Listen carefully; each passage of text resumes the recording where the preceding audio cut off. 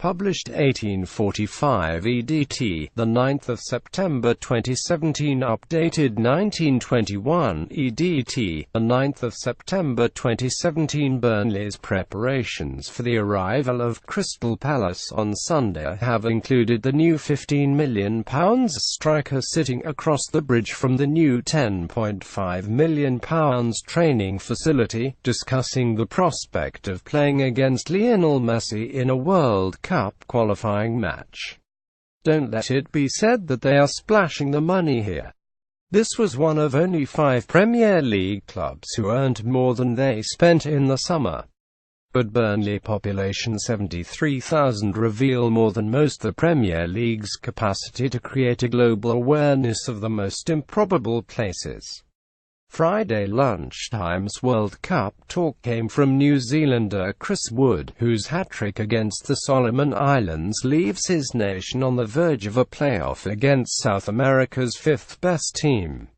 If results go well, it will be Argentina. Arrangements were made this week for manager Sean Dyche to take phone calls from New Zealand and Bermuda, whose international Nahki Wells was another late summer signing.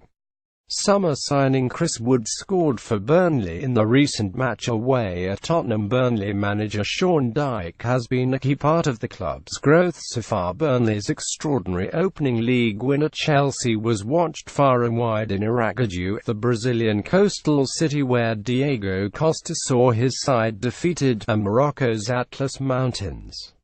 Plugging into the world has taken Burnley some time.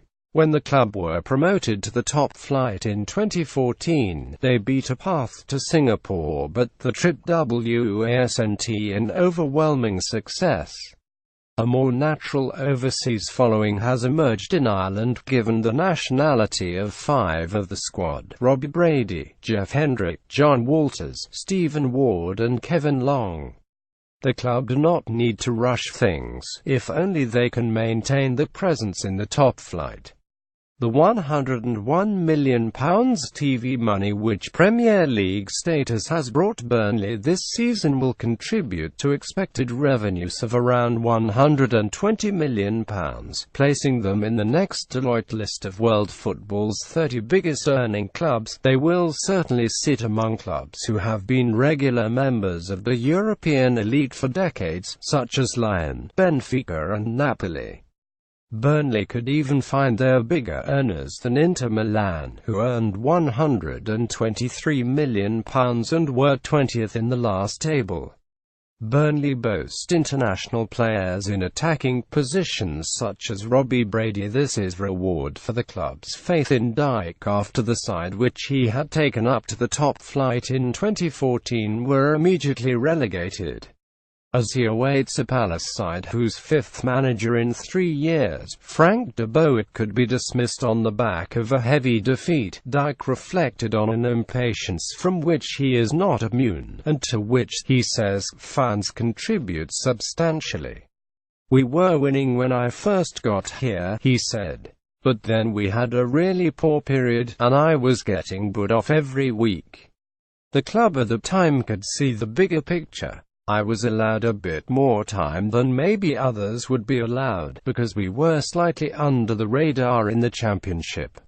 Frank de Boer is adamant he will stick to his football principles after his nightmare start. A longer view is hard to find. Dyche will chalk up 5 years as Burnley manager next month. Only 6 managers in the entire Premier and Football League pyramid have been at their clubs for longer.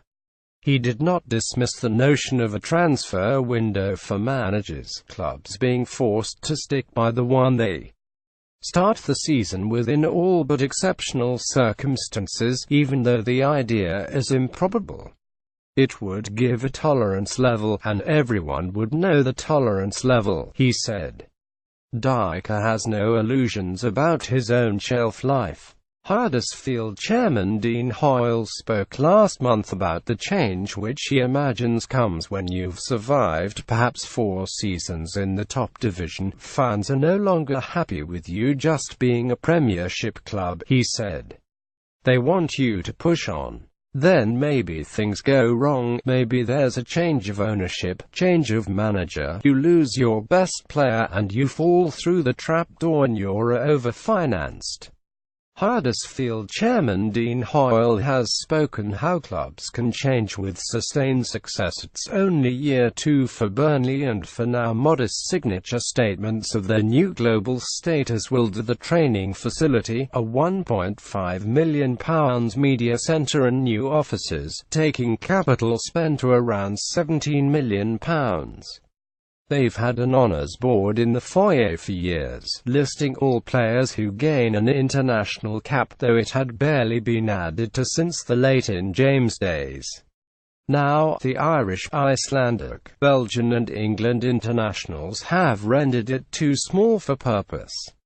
They recently took it down, bought a bigger board, and embossed all the names on that instead. Former Burnley player Leighton James in action against Manchester City in the 1960s.